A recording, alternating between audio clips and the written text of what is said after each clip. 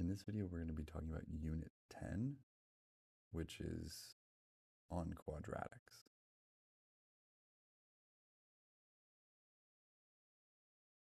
Okay, so with quadratics, what we're first going to talk about is the solutions that can come out of a quadratic equation.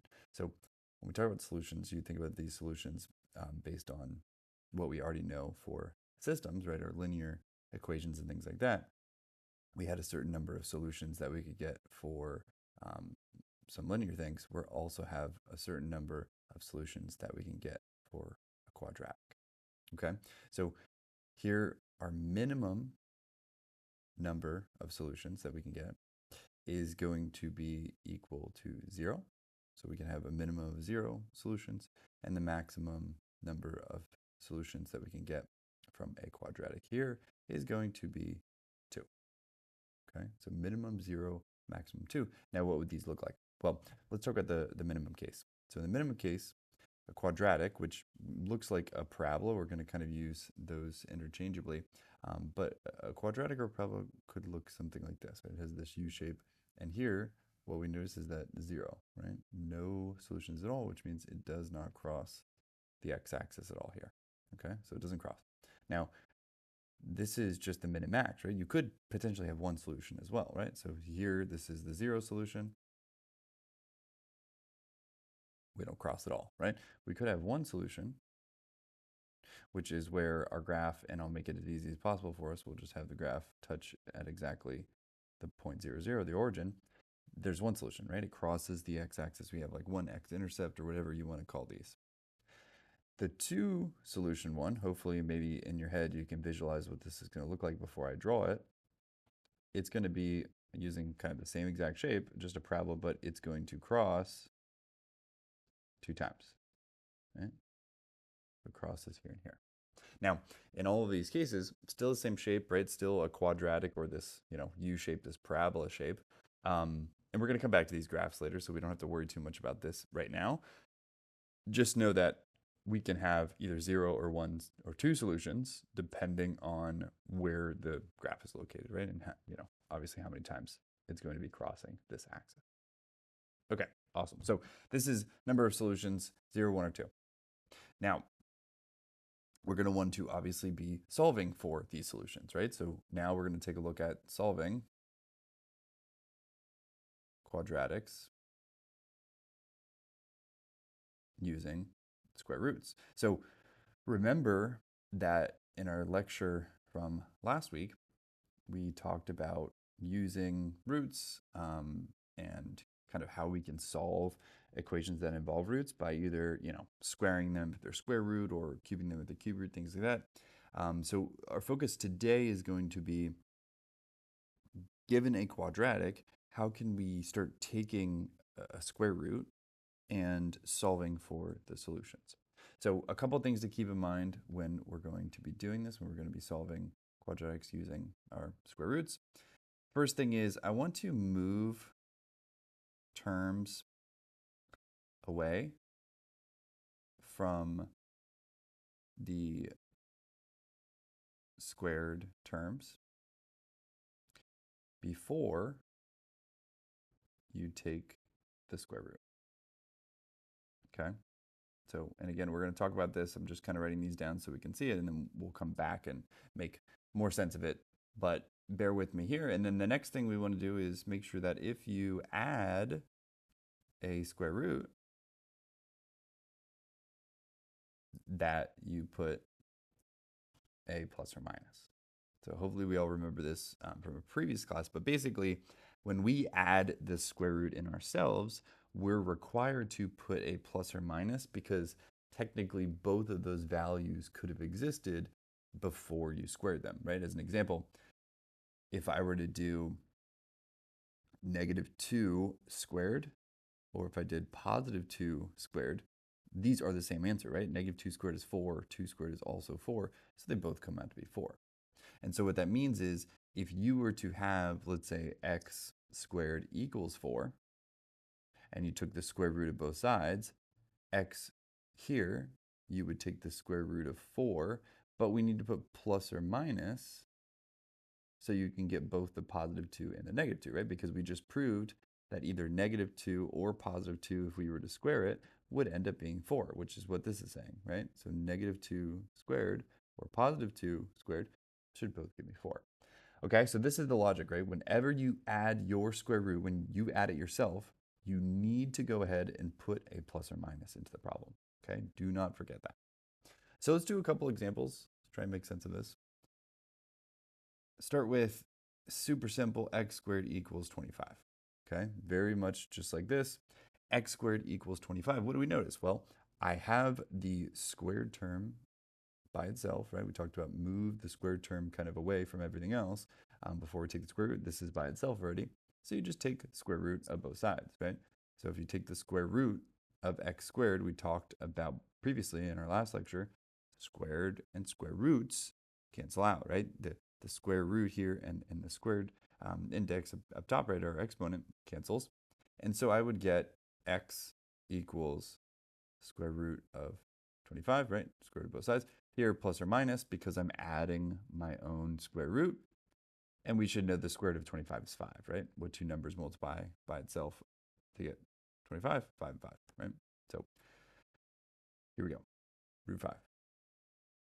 Sorry, square root of 25 becomes plus or minus 5. Now, if we have these, it might be in our interest to check them, right? We talked about in the previous example where we kind of plugged them in and we saw if these were going to be extraneous.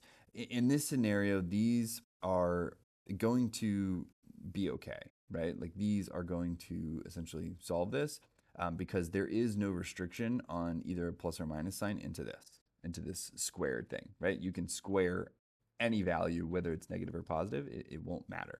So in these situations where we're kind of solving these quadratics with this root process, we won't need to worry about the extraneous solutions right here, okay? So keep that in mind. We can just kind of go ahead and take the square root and trust that that is going to be essentially a solution for us. Now, if there was a square root from the beginning of this problem, that might be a concern, right? That might be something that might not solve this. So keep that in mind. Let's do another one. We could have a different variable, a squared equals 7. So here a would equal plus or minus the root of 7. Note we don't know the root of 7, so that would just be your final answer. Okay, they won't come out always to be perfect numbers, right? So square root of 25 to be 5, and we just leave it like this. Okay, but make sure you put both versions. I believe when we're doing it in the homework, you might need to put, I don't know if there's a plus or minus sign, you might need to put root 7 and then minus root 7. Just to account for both cases. Okay, so keep that in mind. Let's do another one. We might have something like m plus 6 squared equals 16. Okay, again, think about our first kind of concept we were talking about. We want to keep the squared term by itself, move everything else away. This already has the squared term by itself. Awesome. So you just take the square root of both sides. So when I take the square root over here, the squared will go away. And when I take the square root of 16, I got to put that plus or minus because I am adding my square root in, right? I'm adding the square root. So now plus or minus 16 is really, or plus or minus root 16 is plus or minus 4. And what we see is that you're either going to have a plus 4 or minus 4, right? Depending on what it is, plus 4 or minus 4. So at this step, what we're going to do is we're going to move now the 6 over, right? Of course, we're always solving for the variable. So here I'm going to solve for m. I'm going to subtract the 6 over, okay? Now what that means is you have to think of both scenarios here, right? It's either going to be the positive 4, and if it was a positive 4, I would subtract the 6 over, or it's going to be the negative 4, and I'm still going to subtract the 6 over, right? So you have to count for both scenarios. Here, that means my answer would either be negative 2 for my 6, or I would get negative 4 minus 6, which would be negative 10, right? So what we see is that m, my solutions, would either be negative 2 or negative 10. Okay, so we want to keep that in mind as well. Okay, so here are all of our solutions for these. Great. Okay. Hopefully this isn't really too complicated. Again, we're just kind of maybe almost going backwards from the lecture we did on radicals, right? We're now taking the square root as opposed to getting rid of the square root by essentially squaring both sides. Let's do a couple more practice here, really just to solidify this. Let's do another example. Let's say 3y squared plus 13 equals 0. So you can tell this one's a little bit different than the previous ones because we now need to move some terms over to get the squared term by itself, right? That was kind of our first thought process when we were going to solve these. So what I'm going to do is I'm going to move the 13, which means 3y squared equals negative 13, right? Subtract it over. Then I'm going to divide both sides by 3, right? Divide by 3, divide by 3. That's going to give me y squared equals negative 13 over 3. And then I'm going to take the square root of both sides, right? I'm going to get plus or minus when I take that square root, negative 13 over 3. And what we notice here is that, remember we talked about you cannot take the square root of a negative number, right? In this case, I should say you can't take the square root of a negative number and get any real solutions, right? We're actually going to, at the end of this unit, look at taking square root of negative numbers. But what this means is that the solutions are not going to be real, right? So they're not real solutions. Remember our definition of real from way back in our beginning units. So this is going to be no real solutions. And therefore, what we're going to consider here is we're going to say that we have no solutions that exist, right? So it does not exist. There's no solution. Okay. All right. Hopefully that is making sense. And like I said, again, there will be an opportunity for us to kind of actually see these, which are going to be imaginary solutions, right? So they're not real, but we're going to talk about imaginary solutions kind of towards the end of Unit 10. Right? All right, let's try another example. So let's do something like 5 times x plus 7 squared plus 5 equals 25. Okay, again, I want to isolate the squared term. So in this case, I want to get this right here by itself. Okay, so you're going to need to move this 5 over. You're also going to need to move this 5 over, right? The first 5 you're going to do is the one that's being added here, okay? You want to move, obviously, the adding or subtracting terms before you start to divide. Here, it actually works out great if you were to just divide everything by 5. That could also work, right? This would cancel out. That would turn to a 1. But I'm not going to do that to start. I think it just makes more sense in your head to just move the 5 first. So let's do this. We're going to get 5 x plus 7 squared. Subtract 5, 25 minus 5 would be 20. Then we are going to divide both sides by 5. That way I can get my squared term by itself. That'll be 20 over 5, which would be 4. I'm going to take the square root of both sides, so I get plus or minus root 4, which is plus or minus 2. And then I solve for x. So here, x is either going to equal positive 2 minus 7, right? So this 7 is going to get subtracted over, right? So it's either going to be positive 2 minus 7, or it's going to be negative 2, right? Start with the negative 1, and then we're still going to subtract the 7, okay? So we get negative 5 there, we get negative 9, and so what this means is that x could equal negative 5 or negative 9. Great. Okay, so those are going to be our solutions for this quadratic. Awesome. All right, maybe one or two more here just to really send this home. If you're feeling good with these, you can go ahead and skip to kind of the next section here. But if you want to do maybe another practice problem or two, stick around. We'll kind of work through this. So let's do something like 2y plus 5 squared minus 7 equals 0. Same logic, right? I want to get the squared term by itself. I want to get this guy right here by itself. So all I need to do here is add the 7 over, right? So I add the 7, we get positive 7. I take the square root of both sides. This becomes plus or minus root 7. Remember, we don't have a perfect root, right, or a perfect square root term for root 7, so we don't get like a 3 or something like that out, which is fine. You just leave this as is, right? No need to touch it. So you get 2y equals, here we can take the 5 over. Note that you can put the plus or minus in the beginning, the plus or minus root 7 minus 5. Personally, with the setup, usually we put the kind of value without the root first. That way we don't get confused as to like what's inside of the square root and what's not. So when we subtract the 5 over, we'll put that in front. plus or minus the root 7. And then what I would do is I would just divide both sides by 2, right? So therefore, y is equal to, in this case, -5 plus or minus root 7 over 2. Not pretty, right? It's not a pretty solution, but it is the solution, or I should say the solutions, right? Because the plus or minus, these are the two solutions that we have. Note again, you might need to write these independent of one another in the homeworks. I don't know if you are allowed to put a plus or minus or not, but same as what we talked about, you just kind of separate, choose the plus version or choose the minus. Nothing simplifies here anyways, because the square root can't kind of combine. You also have the opportunity, if you wanted to do the two splitting these up, right? So you could split these fractions.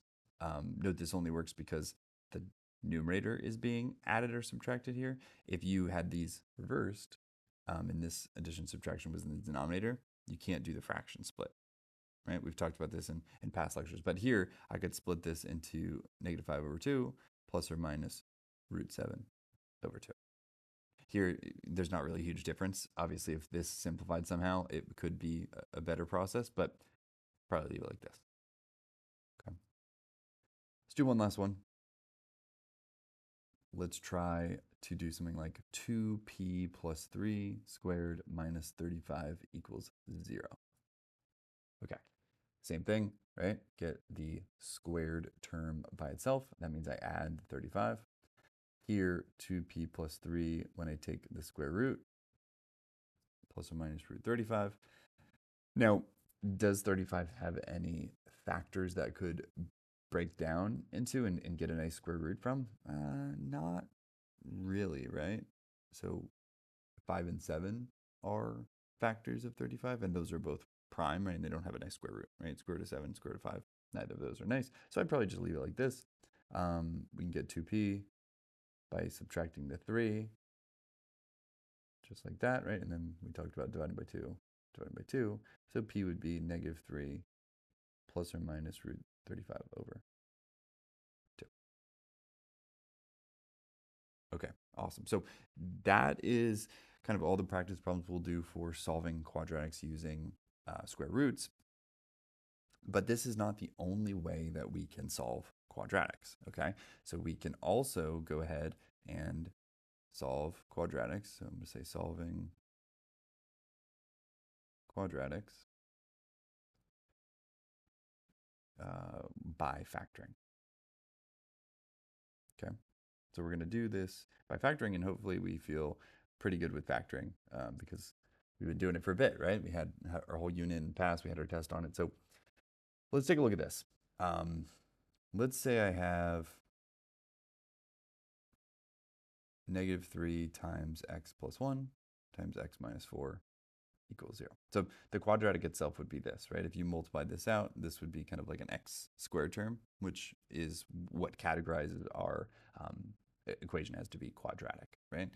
So this is already quadratic. It's just kind of already in the factored form. And so what we would see is that x could be -1 or x could be 4. These would be the solutions to my quadratic.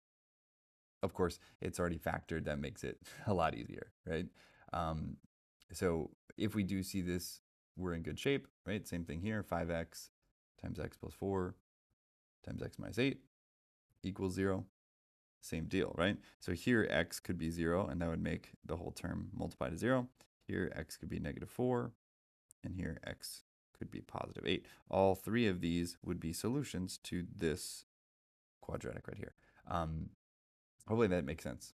Okay, so factored form, we just do the same as what we always did with the zero product property, right? Any one of these could equal 0, and its product, when you multiply, would turn to 0. So you just set each one equal to 0 and you solve, okay? One more on the factored version, and then we'll talk about actually factoring it ourselves, right? So we're not going to give it to us in the perfect, nice, already factored form. But let's do this last example, like I said, and clean this up a bit. So this will be +5. It might not look like a 5. So here we've got 2x minus 1 times 3x plus 5 times x plus 2, and that's equal to 0. According to the zero product property, we would get x is a +1/2. X is going to be, in this case, -5/3, right? Again, set this equal to 0 and solve. And then here, x is going to be negative 2. So these would be our solutions. Okay, awesome. So easy enough when they come factor, right? These are freebies almost. Now comes the point where we have to factor ourselves. So let's start and build up here. Let's 25x squared minus 49. Okay. Here, I can notice that this is a difference of squares, right? So this is 5x squared, and this is 7 squared. So this should be 5x plus 7, 5x minus 7, right? Again, we're doing difference of squares, right? A squared minus b squared is a plus b times a minus b. So what we notice is that in this case, our two solutions would be x equals positive, or in this case, negative 7 over 5 for this one here, and then this would be the positive 7 over 5. Okay, so we could, if we wanted to, obviously, depending on if we could put this in the system or not, we could say plus or minus root 7 over 5. Okay, but either way, those are our two solutions. And of course, you could plug that back in, right? Now, this is the factored version. But remember, we didn't necessarily have to factor. We saw on the previous method, we could do it using the square root, right? So, or we could take a detour and we could do the square root version, right? What would the square root version have looked like? Well, with that, we would have gotten solving for the squared term by itself, right? We want x squared by itself. 25x squared is 49. We just add the 49 over. We divide by 25. And then what we would do is we would take plus or minus the square root of 49 over 25. And what we notice is that the square root of 49 is 7. The square root of 25 is 5. And so you get our same solutions, right? Just by using the square root method as opposed to factoring. It won't really matter which one you use, right? Obviously, in some scenarios, it might be more beneficial and more obvious to do one than the other. For example, like maybe you're not very good at recognizing the difference of squares formula, right? Okay, well, maybe then the second method, right, our factoring, our square root method might be a more appropriate one. Okay, so you just got to think about where you feel best on. Obviously, we want to practice all of these, but you can solve these quadratics in multiple ways, and so you're not, stuck or limited with a certain process. Okay. Let's take a look at a couple more here. Let's do something like y squared plus y minus 42 equals 0.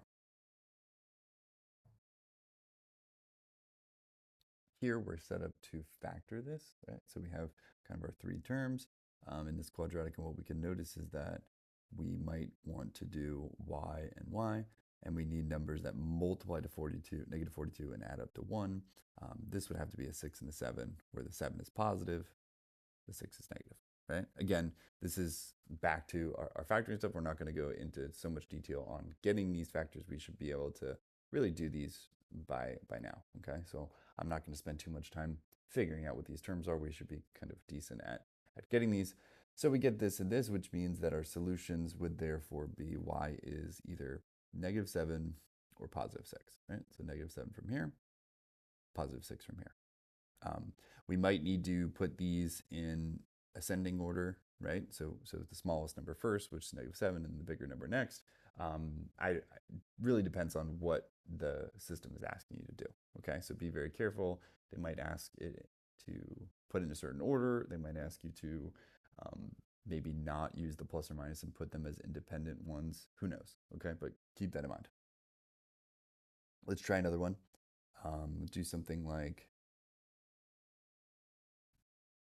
5w minus 4 times 4w minus 1. And this is all going to equal negative 2w plus 1. Okay, so note this is different from the previous ones we did. It's not equal to 0 here, right? So do not use the zero product property where you set this equal to something over here and this here. That you can't do that, right? It's not equal to 0. That only works when this is 0. So what you're going to need to do is you're going to need to make this equal to 0, right? Because we know how to factor like this when it's equal to 0, and we can use the zero product property. So how are you going to turn this into 0? Well, all you're going to do is multiply all your terms out and then just combine like terms. It's super simple. We've done some stuff like this before. So here you're going to distribute this out, right? You're going to FOIL or whatever you want to call it. We're going to get 5 times 4, which would be 20w squared. Then we're going to do the 5w times the negative 1. We're going to do the 4w times the negative 4, which is negative 16w. And then we're going to do negative 4 and negative 1 plus 4. Okay. So here what I'm going to do is combine like terms and send all this over in one go. So the 20w squared stays. This is negative 21w. I'm going to send this 2w over here. So I'm just going to put plus 2w so we can see it. I'm going to have the plus 4. And then I'm going to take the 1 and move it over. I'm going to get minus 1. And that would now equal 0, right? I've moved these terms over to the left side. One last rewrite. Minus 19w plus 3. Now my goal is to factor this. Okay. Now again, whatever method you choose, you might do the AC method, particularly because of the 20 or whatever it is. What we should see is that this should become 5w and 4w. And we should get a minus 1 and a minus 3. Okay, so that'll multiply to the 20. You'll get minus 15 minus 4, which would produce minus 19. And then you'll get minus 1 and minus 3, which would produce the positive 3. So all in all, this is to say that our two solutions, when you set this equal to 0 or you set this equal to 0, we get w equals either 1/5 or 3/4. So those are our two solutions from this. Okay, hopefully this is making sense, right? Again, we are factoring here, right? We're solving our quadratics by factoring as opposed to solving them using the square root, although both are totally sufficient. Let's go ahead and do one more problem here. One more, and this is particularly going to be involving some of the cubes. So we could have something like s cubed plus 3s squared minus 16s minus 48 equals 0. Now, note that this is not a quadratic right now, right? But it has, if we were to factor it, a quadratic factor to it, right? Which could technically be broken down even more. But again, just kind of getting some practice because we might see some higher degree terms, right? It might not inherently be a quadratic, right? So from our past sections with the factoring, we might see this. So just throwing this in so we can get some practice, but theoretically, this is not a quadratic as of right now, right? So it's power 3. Only up to power 2 is a quadratic, right? All of these were kind of power 2, power 2. This was higher power for sure, but we're just getting practice on those, right? So something to keep in mind. What do we get on this? Well, here you probably want to do some grouping, right? So here and here, we might group those. What could you pull out of this? Probably just an s, maybe even s squared, right? S squared would be good. We get s plus 3. Here, what could you pull out? I'll probably pull out negative 16. That way I can get s plus 3. And then you pull out the s plus 3 to get s squared minus 16. Okay. Now this factor, which is what we're kind of getting at, this is a quadratic, right? This is a quadratic term. It's got power 2. We can factor that even further if we wanted to, right? Or you can just solve this pretty much straight as is. But I do know that that's s plus 4, s minus 4. Again, difference of squares. And so in the end, you can get all of your solutions right away. We can get negative 4, negative 3, and 4, right? So negative 4, negative 3, and 4. Okay, good. So again, this one in the top wasn't inherently a quadratic, but it will kind of simplify, and then there will be a quadratic term here, which you would need to solve for the, the factors of the zeros of. If you wanted to solve this any other way, you could do that too, right? So technically here, you could set this s squared equal to 16, take the square root of both sides, or sorry, square root of 16, not 4, right? I got ahead of myself. And so you get plus or minus 4. So that would handle these two guys, right? And then obviously the minus 3 comes from there. So that could also work, right? You could also solve it kind of using that way. You don't necessarily have to do the factored form and then zero product property in that. You could just essentially take this, set it equal to 0, and then solve. So maybe if it helps for you to see how I started that, I started with that equal to 0, which turned into this. Okay. Okay. Awesome. So that is us solving from factoring. Now we can also go ahead and solve quadratics using either a graph or a table.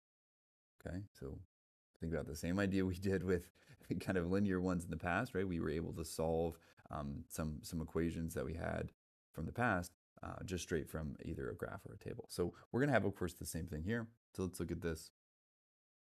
And I will put solving quadratics using graphs and tables. All right, so let's take a peek. Let's say I start off with a graph that looks like this. Draw my x and y axis. I'll have a generic, parabola, nice U shape here like this. And what I notice is that this crosses at -4, this crosses at +4. Okay? So maybe a refresher really quickly is that when we talk about solving, right, we're really talking about roots or zeros or things like that, right? So our solutions are synonymous to things like roots or x-intercepts or zeros, right? We have kind of a bunch of different names for these. So these are all synonymous. So when they say, like, find the solutions for it, they could have also said find the zeros or find the x-intercepts, find the roots. All of these could be ways they'd ask it. So be careful, right? Don't get caught up when they say, hey, find the zeros. And you're like, oh, well, what does that mean? It's the same as what we've been doing, right? I just want to find where it crosses the x-axis, right? Where these x-intercepts are. So in this case, this one's a pretty easy solution, right? So our solutions would be either -4 or +4, right? Plus or minus 4, because those are where they're going to cross. It showed the graph super straightforward. You just look and figure it out. Same thing with this next graph, right? You could have something like this. It might be like a really wider parabola. And what we see is this might cross at -2. This might cross at 5. Well, again, just -2 and 5, right? We don't even need to know what the equation of that graph is, right? So here you see I'm not even marking these. This might just be some f of x equals whatever, and this might be g of x. I don't need to know what the formula is. I just need to know from the graph where it crosses, okay? So that's all we're kind of doing here. Another example might be something like this, and we might have a parabola that goes like that. What would we expect the solutions to be here? Well, we should be expecting no solution, right? So there are no solutions because it doesn't cross the x-axis, right? Now, when I say no solutions here, I'm really implying no real solutions, right? So we're not seeing any solutions. We're not seeing any x-intercepts on the kind of real coordinate plane, right? When we graph stuff in the xy plane, we're talking about real numbers. We might see some of those imaginary solutions that we started to talk about earlier, and I'm going to kind of get to in the end of Unit 10. But keep that in mind. There is no real solutions for this because we do not cross the x-axis. I believe you'll have to enter something like D&E on the homework and quizzes and stuff like that for this type of situation. Okay, so just read the instructions. Make sure you put in what they're asking you. All right, so those are graphs. What about tables? Well, should be really no different, right? So let's say I have a table. Let's say x and f of x. And I'll just go down the list. Let's say -3, -2, -1, 0, 1, 2, 3. Okay. Throw some numbers on each of these. So let's say for -3, we get 48. -2, you get 33. -1, you get 20. At 0, let's do 9, 1, 0, 2, -7, and then 3, -12. So the question is, what is the solution or the x-intercept or the root or blah, blah, blah, blah, blah, right? What do we get for this? What's our solution? Well, when we want an x-intercept, we need the y value to be 0, right? We talked about x-intercepts mean y equals 0. Y-intercepts means x equals 0. So if you want an x-intercept, you're looking for when the y value is equal to 0. That occurs right here, right? So the x-intercept, or our solution, is this point right here. So we could say This occurs at maybe x equals 1 if they just want the x value. Maybe they want the point for the solution, right? So this is the location of it, but they could also want like the coordinate. You could say x10, all these different ways to present it. But that would be what we're looking for in the table, right? Where it has a y value of 0, because y values of 0 meant x-intercepts. It crosses the x-axis. Let's do another table. X, f of x. And again, this could really have any numbers on it. I'm just going to give some generic ones. Let's do -9, -6, -3, 0. I'll do 1, 3, 6, and 9. So it just squeezed in kind of an extra 1 in there. Let's do 180, 105, do 48, 9, 0, -12, -15, 0. So here, what would be our solutions? Well, again, we're looking for where this column has a 0 in it. That occurs right here and right here. And so what that would mean is x equals 1, x equals 9. Those are where I have solutions, right? I have x-intercept. Okay. Again, easy enough. Now we might have one other table. Let's present this here just to see this case as well. X, f of x. And let's say I have 1, 3, 5, 7, 9, 11, 13. Try and make the patterns pretty easy for us to write. And maybe I do something like 1, 9, 25, 49, 81, 121, 169. Where are our solutions for this? Well, do I have any zeros in my y column here? No, I don't. And so what that means is there is no real solutions, right? So on this, I have no solutions that are going to present with it crossing the x-axis or being a solution or x-intercept, okay? So no solutions from that table. Awesome. All right, hopefully this is making some sense. So we talked about solving quadratics by using square roots, right? We talked about solving quadratics by factoring. We also talked about solving quadratics using their graphs or a table of their values, okay? So in terms of solving, we're going to stop there. Now we're going to shift over and we're going to look at graphing quadratics, okay? So we're going to talk about graphing quadratics.